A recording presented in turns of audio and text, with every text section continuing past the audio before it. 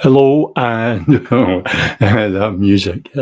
Uh, Hello and welcome to the Wednesday, 29th October edition of A Proud Malcontent.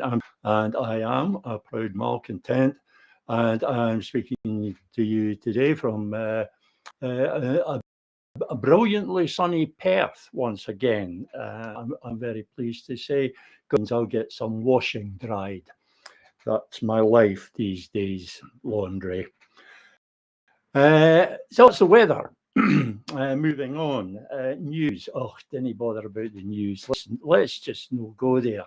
Let's just no go there because yeah, it's all depressing. I looked at the National this morning, and it's John Swinney says blah blah blah, independence blah blah, independence blah blah blah blah blah, independence. Yeah. And other than that, as polls, the support for independence is soaring in the polls again, and all the rest of it. It's just, and none of it means a damn thing because absolutely nothing's changed. Nothing's changed for a long, long time. Right. So, I was actually a bit desperate to know what I was going to talk about today. I always find something. I always find once I start. But our mutual friend Stephen Duncan pulled me out of the mire once again when he contacted me about something which I might otherwise have completely missed, and that is the Irish presidential election. I have to say, I wasn't paying much attention to it. I wasn't paying any attention to it. It happens once every 7 years. Ireland uh, elects a new president. The president has an important role in Irish politics. They're the head of state, and they have many ceremonial duties, but they're also the guardian of the constitution.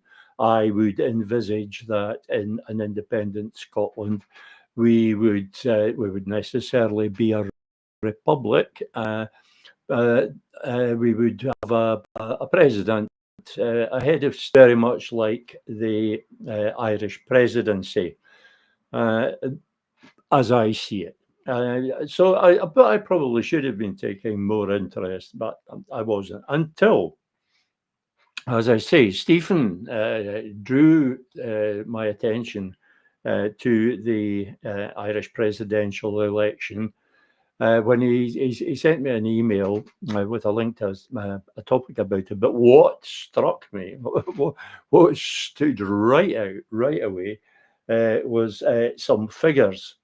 But first of all, let's take a wee look at what actually happened in the Irish presidential election. And we see here, there's a BBC News report. Connolly declared president of Ireland after landslide win, and it was a landslide win. As you can see from that graph there, it was massive. The winner, Catherine Connolly, standing as an independent, took 63% of the popular vote, which is a record in Irish presidential election history. And she was standing, as I say, as an independent. And there was only other one, despite that chart there. There was actually only two people running. Jim Gavin. Uh, I get mixed up with the Irish parties, so I'm not going to try and say what party he was representing. I get them very mixed up. But he had actually withdrawn, but he'd withdrawn too late for his name to be taken off the ballot. I imagine it was widely publicised that he had withdrawn, but he still somehow managed to get 7% of the vote, voting for people voting for somebody that wasn't even a candidate. Yeah, not exactly having your finger on the pulse of contemporary politics. But Heather Humphreys was well beaten, and the winner away there with almost 1 million votes. And that's interesting in itself. These numbers are interesting, but it's down here that we see the really interesting figure, the really interesting numbers from this, and the thing that Stephen Duncan wanted to draw to my attention, and that is that there were 213,738 spoilt votes, an unprecedented amount.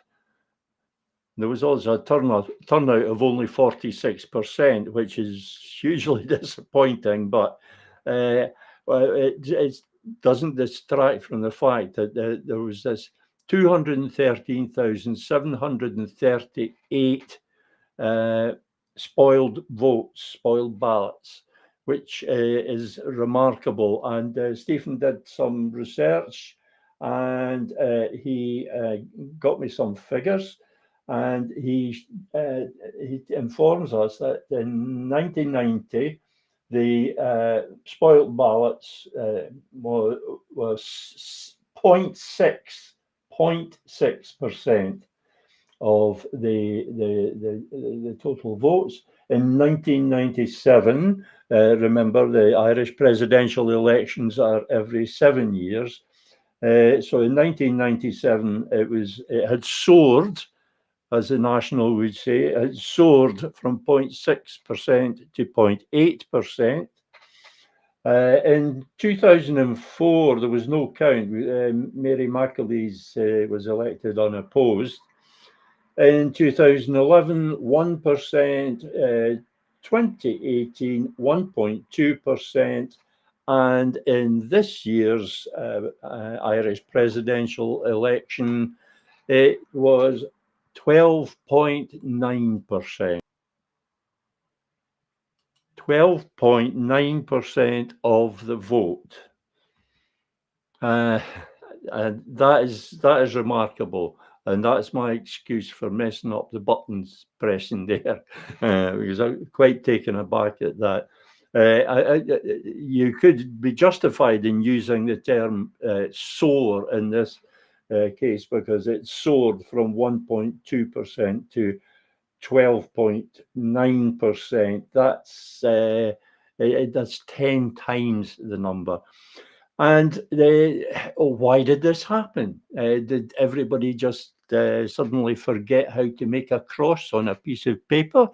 I think not. And if anybody suggests that, I'll have them for making racist jokes about the Irish. No, it wasn't that. The fact is that it was this was a campaign. All this was quite purposeful. It was all planned, and it was a coordinated campaign. I suspect it was a coordinated campaign on top of something that a lot of voters were inclined to do anyway. That is to say, vote none of the above. There was a lot of dissatisfaction in Ireland surrounding this presidential election about the lack of real choice in the candidates.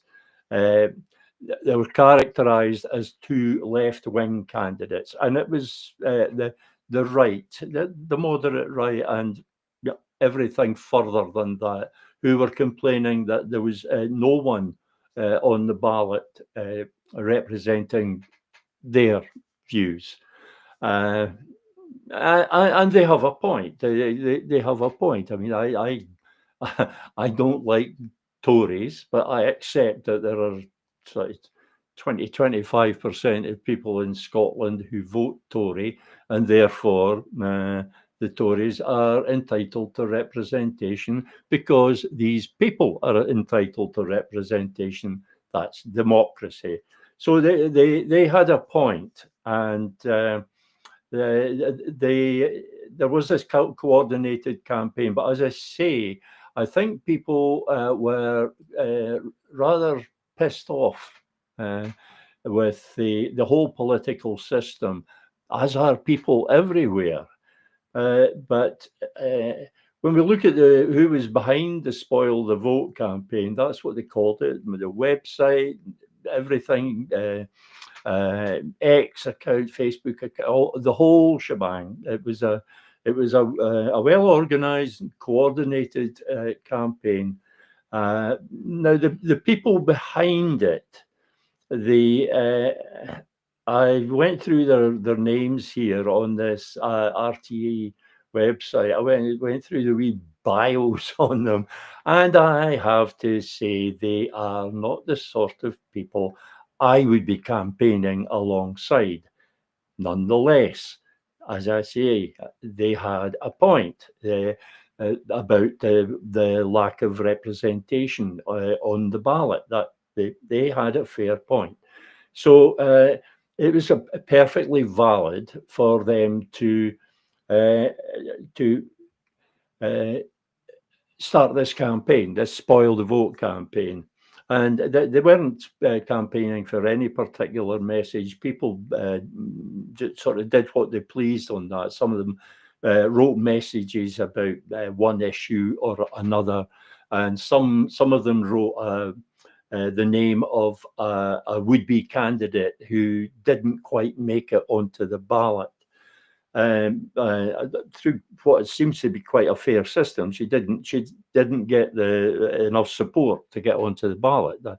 That seems quite fair from what I know of it. On the face of it, it seems quite fair. Nonetheless, there was this lack of, shall we say, right-wing representation on the ballot, and so the people running this campaign were all right-wing people. And looking at the bios, there's a lot of sorry, anti-vaxxers and conspiracy theorists in there, and definitely not the sort of people I would be campaigning alongside. Thank you very much. So why was this all of interest to me? Well, some of you may remember that in excuse me, last year's the 2024 UK general election, I ran another one of my one-man campaigns, and it was very similar. It was a spoil your vote campaign. Although I didn't call it spoiling your vote, because that's a very negative term. What I was asking people to do was to repurpose their vote. Excuse me. And I asked them to all repurpose it as a vote to end the union.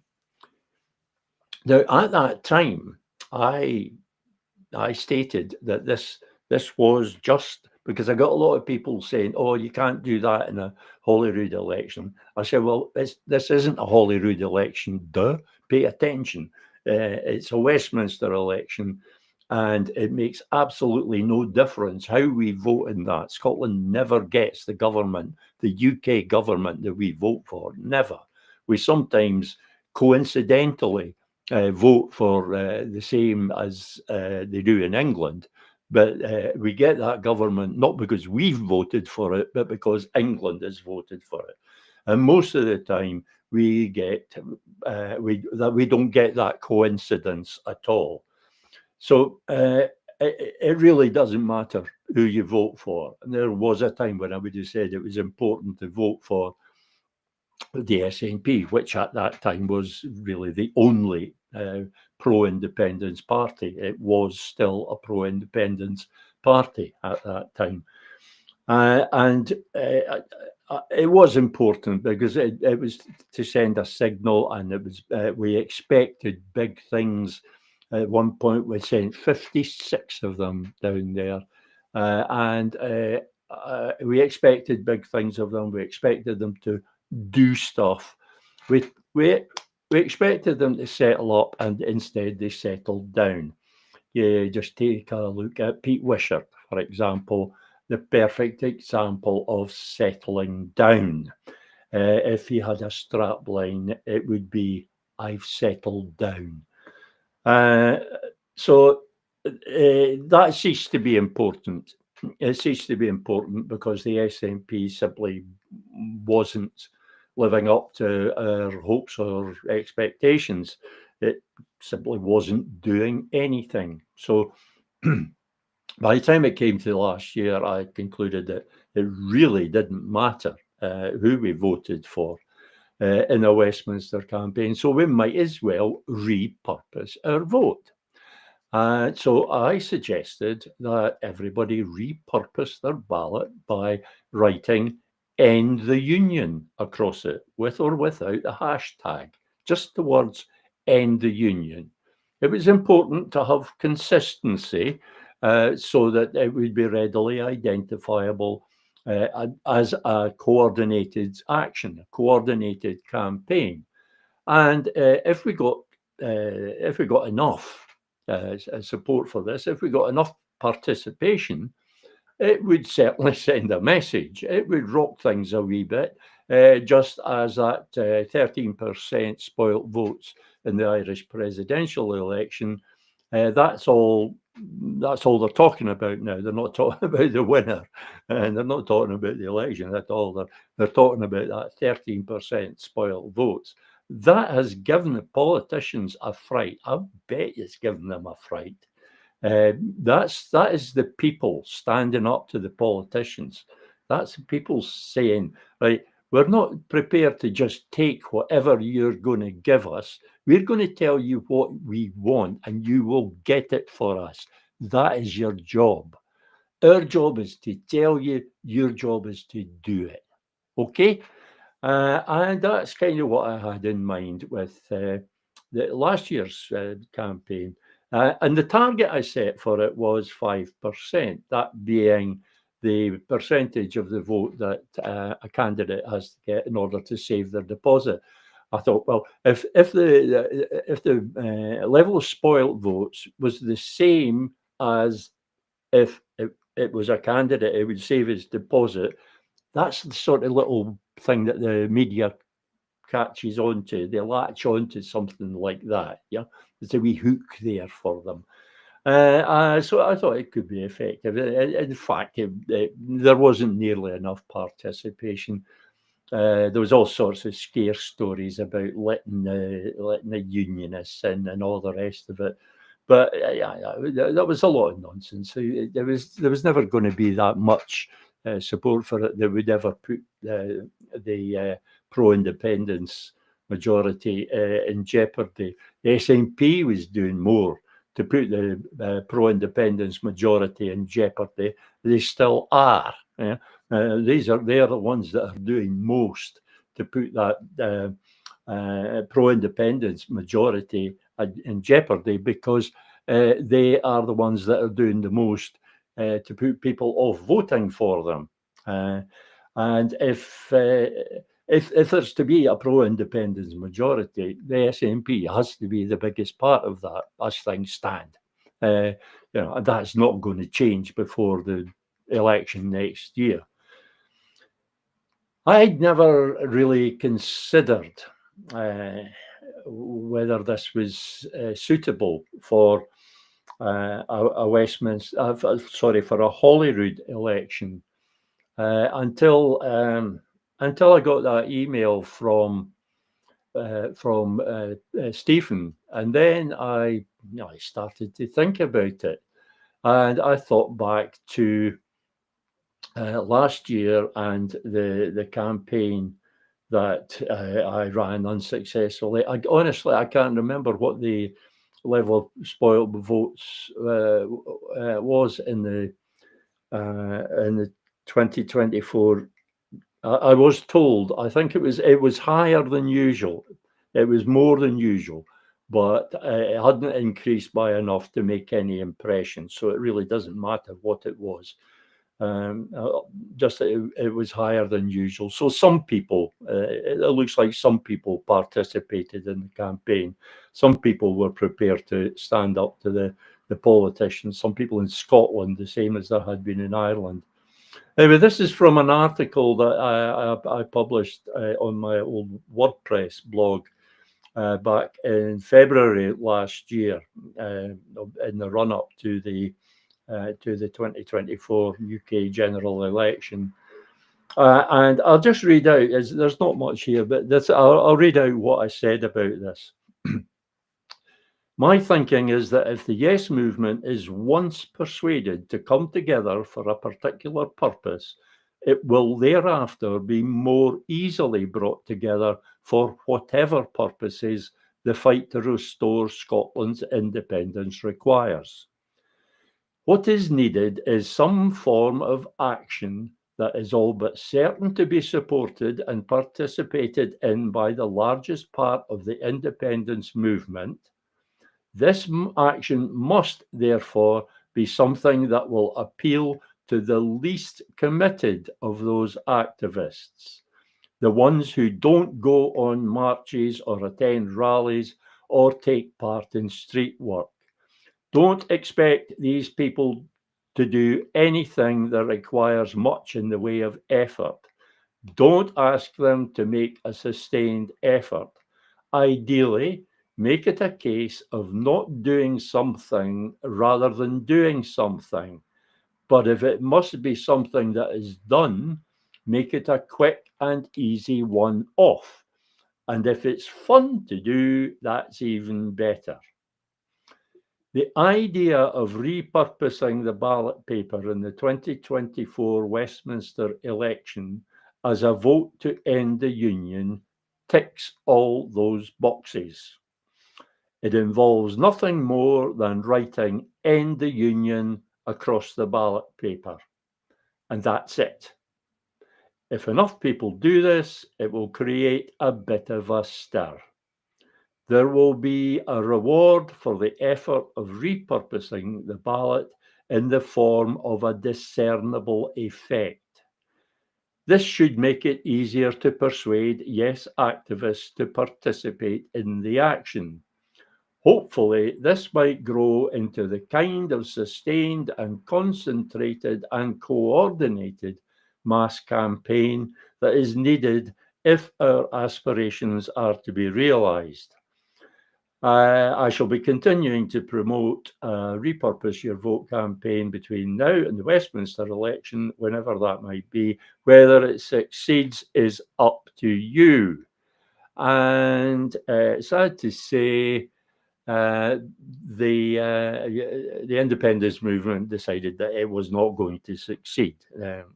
Like they kind of decide most campaigns are not going to succeed because everybody wants to do their own thing. Everybody wants to support their own party or their own organisation or their own initiative. This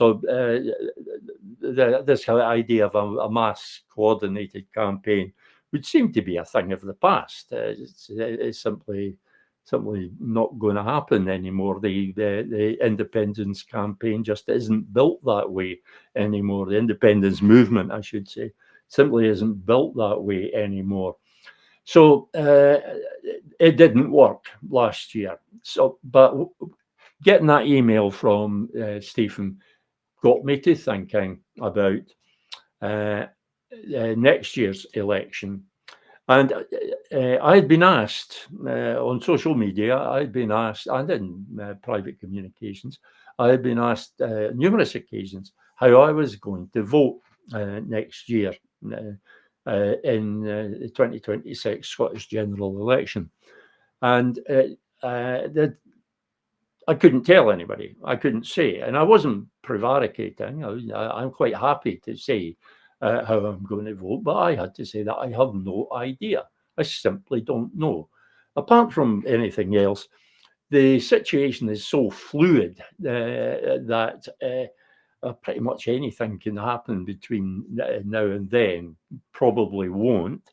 my guess is that we'll go into the election campaign much as we are now. In fact, that election campaign's kind of started already. I don't think anything much is going to change. I honestly wish it would, but I don't think anything much is going to change. However, the real puzzle is that I cannot possibly vote SNP, because I cannot vote for what John Swinney is proposing, because what he is proposing is treachery. I've explained this before. A lot of people don't like it. A lot of people simply reject it, but nobody has actually been able to deny that it's treachery, other than just an outright denial. They haven't been able to refute it. What he proposes to do is submit a formal request for a Section 30 order. He basically wants to replicate 2014 or 2012, for that matter. He wants to replicate the whole thing. Just exactly the same, because he says it's tried. The problem with that, of course, is that the 2011 election, Scottish general election, which gave the SNP a working majority, supposedly impossible. The voters broke this. SNP didn't break the voting system, the voters did, but it was a fluke. John Swinney, mad as he is, thinks he can engineer a fluke. He thinks he can make a fluke happen against all the odds. And when his party is in opposition, in 2011, the Scottish government and the SNP were very popular. As governments go, they were very popular, and so that is part of the explanation for the 2011 result. This government and this SNP, what the SNP has been made since by its abomination of leadership, they're not so popular, shall we say. In fact, they're not popular at all. Now, part of this is down to the unionist media, the British media. I'll give you that. It's constant battering from the unionist media, and I've quite often called them out on this. I've quite often called out some of these Conservative Party posts on X, claiming that the Scottish government has done this or failed to do this. There are 56,000 people waiting on a year on. I fact check these things, and usually, in fact, always, there is a grain of truth in there. There's an element of truth, and the deception, the lie, let's call it what it is, the lie is built around that. So that if you come back to them, they can always say, but this is true. Okay, that is true, but the inferences you're drawing from it are just absolute nonsense. The circumstances, all the circumstances, there's the general disenchantment with politics and government. All these factors are playing against this fluke being engineered. And because it was a fluke, it was difficult enough to engineer in the first place. Some would say impossible. But all these factors make it more difficult. Nonetheless, that's what John Swinney wants to do. He wants to submit a request, formal request for a Section 30 order. And by doing that, he is committing an act of treachery, because he is giving the British government a veto over the will of Scotland's people.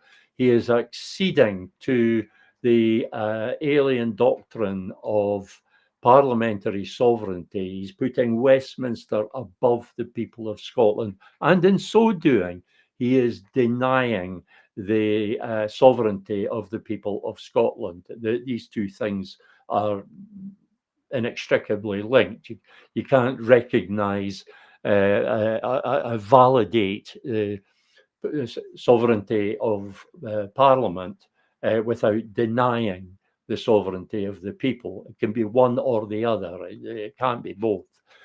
Sovereignty is indivisible. It can't be shared. It's absolute. So John Swinney proposes to, acting as the First Minister of Scotland, speaking for all of us, he proposes to commit this act, which basically validates the sovereignty of the British Parliament, sovereignty of Westminster. Now, forever after, the unionists will be able to point to this and say, but you recognised the sovereignty of Parliament as the First Minister. You're formally recognised.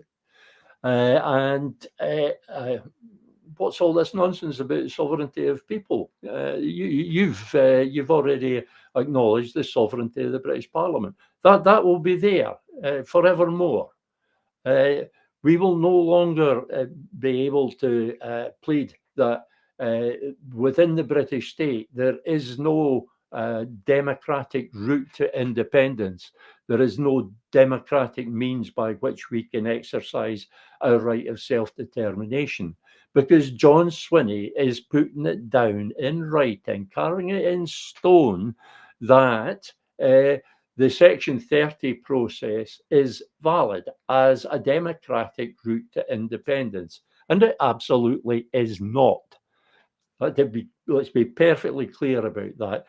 A Section 30 referendum cannot lead to independence, because it cannot be a proper constitutional referendum, because it gives Westminster the final say. In a proper constitutional referendum, the people have the final say because they're sovereign. John Swinney proposes to change that. He proposes to change that so that Westminster is sovereign and they have the last say. They have the final word. That's what he's proposing to do. And that is why I cannot possibly vote SNP, because I cannot possibly condone that. It's treachery, and I will not be part of it. So I can't vote SNP next year. Well, what about the other parties? Well, okay, but none of this is going to have any effect. I had hopes. Of course, originally I had hopes that we could get the SNP back.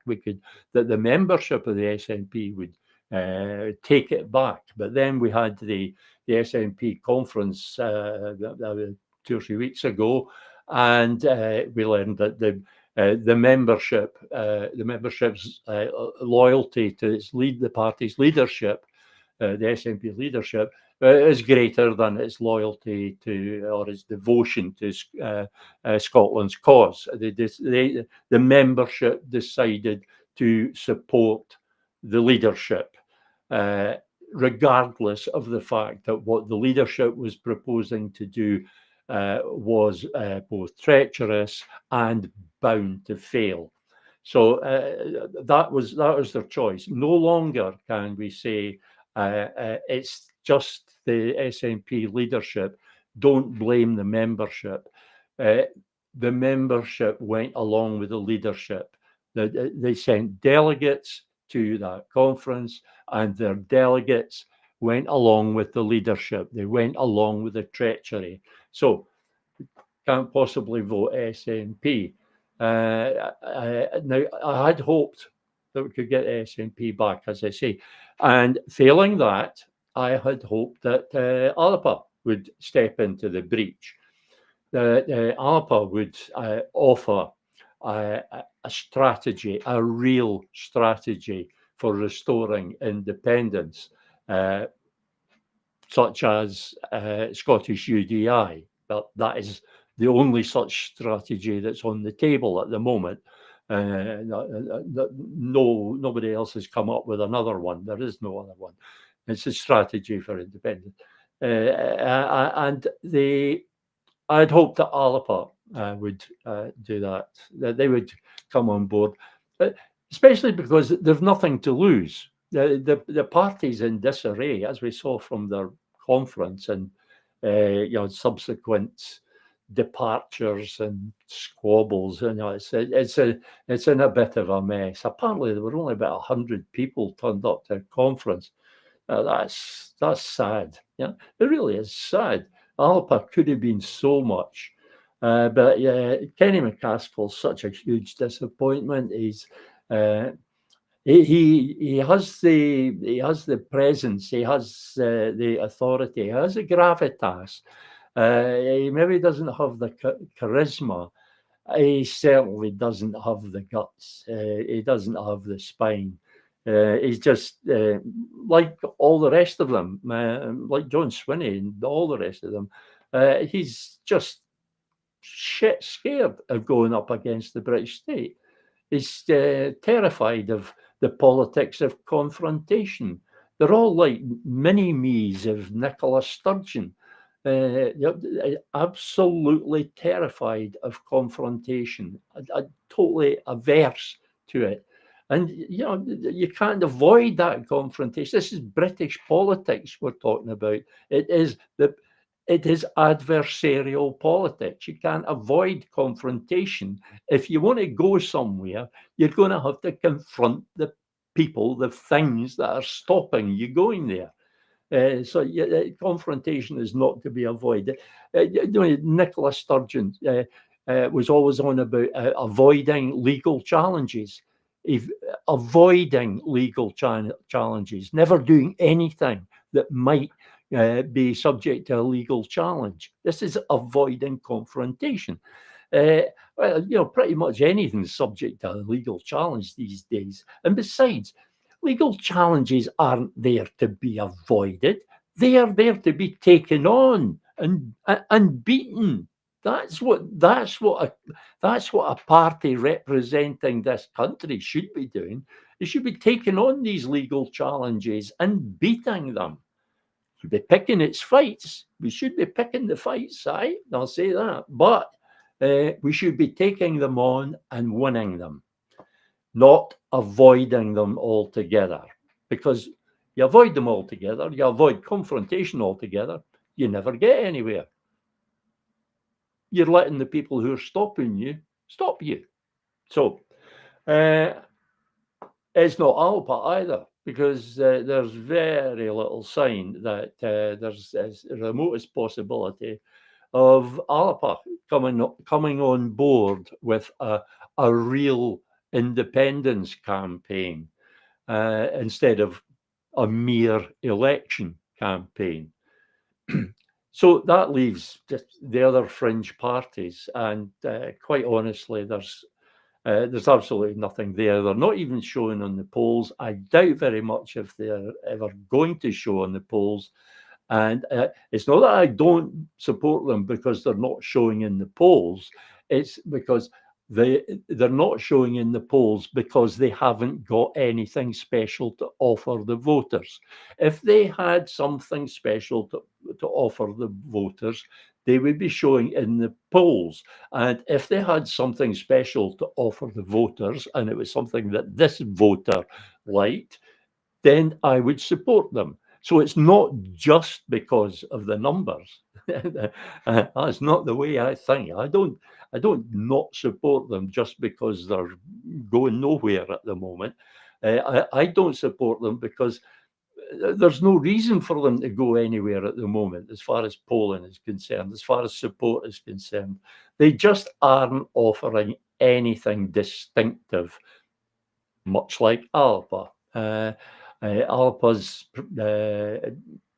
showing, small as it is in the polls, can be explained by the fact that it was the first in the game. It was the first alternative, air quotes, the first alternative to the SNP that came along. And it had Alex Salmond, as leader. And so it inevitably attracted a lot of support. But yeah, I see absolutely no point in voting for them anyway. What the polls tell us is that there's going to be an SNP government. The SNP is going to be the largest party again, and along with the Greens, who I wouldn't trust at all. I was going to say I wouldn't trust them as far as I could throw Ross Greer, but I could probably throw him a fair distance. Probably not far enough to please me, but yeah, that's beside the point.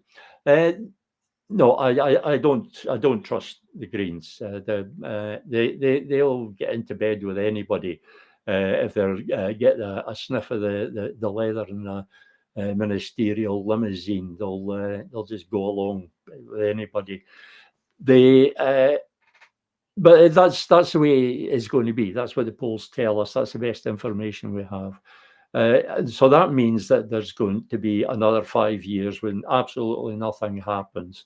There might be a Section 30 request, in which case we all might as well just give up, because Swinney will have he'd have hammered a nail, maybe not the last nail, but he'd have hammered a nail in the coffin of Scotland's cause by doing that.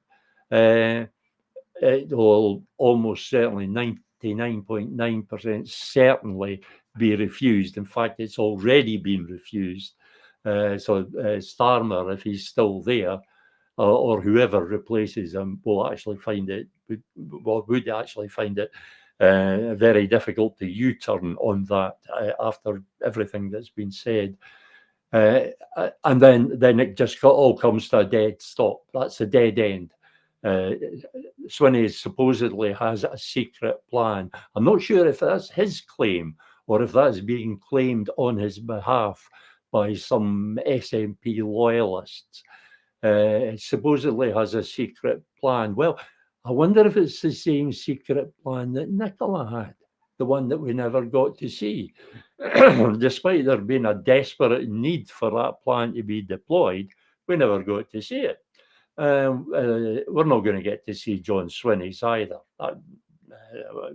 That is a safe assumption. There is no secret plan there. Well, because there's nowhere for John Swinney to go after having acceded to the sovereignty of the British Parliament, Westminster. He can't then turn around and say, no, the people are sovereign. They just say, hang on, you've just said that the people are not sovereign. You've just said that Westminster is sovereign. You can't keep switching back and forwards like that. It's just not done. Well, the British government does it all the time, but in constitutional terms, that's not really how it works. Sovereignty doesn't get switched backwards and forwards. It can be lost. It can be taken and denied. You can be prevented from exercising the sovereignty, but it can't be switched backwards and forwards. So, having just accepted the parliamentary sovereignty, you can then switch back. And having accepted that the Section 30 process is a legitimate democratic route to independence or route to exercising our right of self-determination, having accepted the validity, the legitimacy of that, you cannot turn around and say, no, we have to do it another way because there is no way. So we have to do this, which would have to be a form of UDI. I can't see what else it could be. And John Swinney, UDI? Nah, that's never happening. And the argument against him there would be that he cannot deny, and he cannot go. Nobody can go, because he speaks for all of Scotland. Nobody can go to the UN and say, "Oh, we need to do this," because there is no other way to access the exercise of our right of self-determination. The British state just turns round and says to the UN, but the First Minister of Scotland has just acknowledged that the Section 30 process is a legitimate way for them to exercise their right of self-determination when the time is right. And they have acceded to our authority to determine when the time is right. Because when you ask for a Section 30, you ask for anything, the right of the person that you're asking to refuse is implicit in that. So that's the veto. That's the veto that John Swinney wants to give to the British state. Sorry, I get a bit worked up when I think of this. So he's nowhere to go. So he makes that Section 30 request. Starmer tells him off, and that's it. Nothing else happens. It starts at that point. It starts with, "Oh, aren't they terrible? Isn't Westminster terrible, denying us our democratic rights? Woe is me. Just wait till the next election, then we'll show them. You vote for SNP in the next election, then we'll show them. Hey, then we'll do it." Fewer and fewer people are falling for that, but still far too many. Far too many. They're falling for Swinney's swindle. It's pathetic. It makes you despair. Anyway, what this is all coming round to is my realising, having been asked how I was going to vote, and I was actually getting to the point where I was thinking personally that I was going to have to spoil my ballot, because there simply isn't anything that I can vote for. There's just nothing there for me. As things stand, the way it looks like being now, I know there's a long time to go and something dramatic could happen. Well, fine. In that case, I will adjust my thinking to accord with the new circumstances. If something comes along, like a new party that adopts a manifesto for independence and embraces the Scottish UDI strategy for restoring independence, a party like that comes along, then, whoa, yeah, I'm voting for that. Damn sure I'm voting for that. That's a real independence party, a party that's not afraid of confrontation, a party that's not afraid to use the term UDI, a party totally unlike the ones that we have at the moment. Such a party might come along. It's late in the day, but Alapa came along very late in the day back in 2021, and they're still in existence. We can say that much. I'm not sure for how much longer, but they are still in existence. They've survived. So it shows that there is a space there. Unfortunately, Alapa failed to be the alternative that it might have been. But there is a possibility that that real alternative, that real radical pro-independence party might come on the scene. A party such as I wanted New Scotland Party to be. As you're probably aware, New Scotland Party was put on hiatus mainly because we considered it more important to get the existing parties to change their approach to the constitutional issue, and that's why the Manifesto for Independence campaign was launched. Because those parties, such as the SNP, I figured, the SNP is going to be there anyway, regardless of what we do. The SNP is going to be there. So we have to get them on board. If we can't change them, then it's pretty pointless trying to change anybody else, unless by changing one of the other parties, you were putting pressure on the SNP. And by changing ALPA, we could put pressure on the SNP. If ALPA adopted the Manifesto for Independence, if ALPA embraced the Scottish UDI process, then that would be a party worth voting for. And the voters, I can assure you, voters would flood back to them. Why don't they do it? Kenny McCaskill just doesn't have the bottle. It's as simple as that. I doubt if there's anybody even thinking about it. They're like the SNP. They're stuck in 2012 mode of thinking. They've learned nothing in the years since. They learned nothing from the 2014 referendum campaign, nothing from the 2014 referendum itself, and nothing from the 11-year period since the 2014 referendum. They've learned nothing at all. You see that best in John Swinney, where he's just trying to replicate the whole thing. He's thinking like it's still 2011. He's thinking like next year he can just do a Groundhog Day on the whole thing. It's not a chance. Yeah, Alex Salmond might have done it. Alex Salmond might have done it. It's impossible to imagine him doing it. It's not possible to imagine John Swinney doing it. No, ridiculous. Anyway, such a party could come along, and I would be voting for that. But that's unlikely. So if I was to say at the moment, I was to be asked at the moment, how are you going to vote? My honest answer, the most honest answer I could give, would be that I really don't know.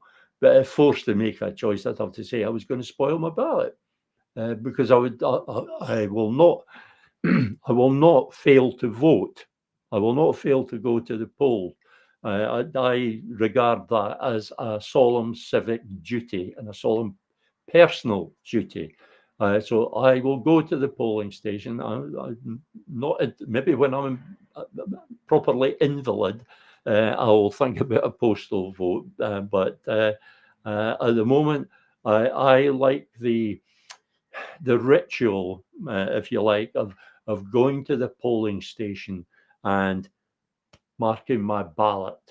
I like the ritual. I like the feeling of participating in democracy.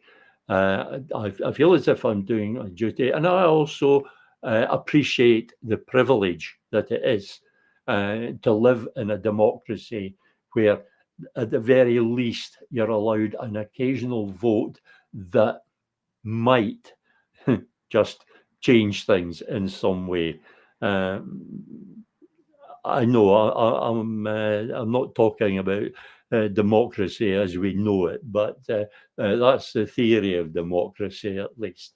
So I want to keep that spirit of democracy alive in myself, if not in anyone else, by going through that ritual of going to the polling station, going to the polling place, picking up my ballot paper, getting my name checked off, going into the wee wooden booth there and picking up the stubby pencil and writing "End the Union" across the ballot so as to spoil it. And that's what I'm now thinking I'll be doing in 2026. And I am contemplating a campaign to encourage others to do likewise, to make their list vote. Do what you like with a constituency vote.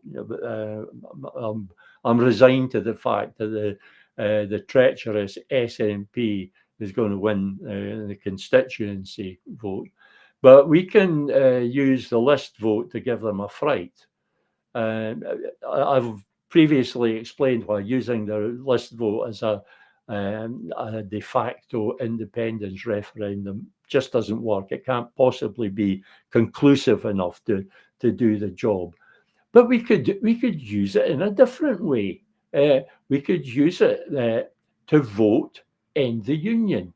If everybody just writes end the union, or if a significant number of us do so, then that is bound to have an impact on the incoming government. The incoming government is going to have to acknowledge that. Now, imagine if, and imagination is an important thing. Imagine if you can imagine something, then there's a possibility of getting it. If you can't even imagine it, then there's no chance of getting it. You imagine it first, and then you work out how you can get it. And if you can't, well, you go away and imagine something else. But imagine a match to the Irish figure. Imagine if in the 2026 election on the list vote there was 13% spoiled papers. It's usually around the 1%, much the same as in Ireland. But imagine if that was 13%. Imagine if it was a bit more, 15, 20. Imagine if it was 20%. That is a blow to the SNP. That has got to make them stop and think, because once a thing like that is done, it doesn't get undone. And once the people learn what they can do if they act as one, they're going to do it again. So all the politicians are going to be shiting themselves if that happens. The politicians in Ireland are already shiting themselves because of that 13% spoilt votes. They're already shiting themselves. I would like to see our politicians similarly defecating in their trousers. I would love to see that. The politicians should be afraid of the people. That is the way it should be. They should fear the people. They should fear the people because we make demands of them. At the moment, we don't make demands of them. At the moment, we just accept whatever they're prepared to give. We take a choice between what one law is prepared to give and what another law is prepared to give. And the fact of the matter is, there's no choice there. Why would they? Why would they offer us anything better than the least that they can get away with? Why would they offer us champagne when we're prepared to accept pish? Things won't change until we demand it. And maybe, I'm not finally decided yet, but maybe the 2026 election, it could be the democratic event where we do that, where we the people speak, the people make their voice heard. A term from the Irish Spoil the Vote campaign: make your vote roar. Well, by writing "End the Union" across your regional ballot, you can make the vote roar. You can make your vote roar. Let's have a wee think about that, and we'll maybe talk some more about it on Sunday or next Wednesday. I will be back on Sunday with my good friend Stephen Duncan, number crunching around. I've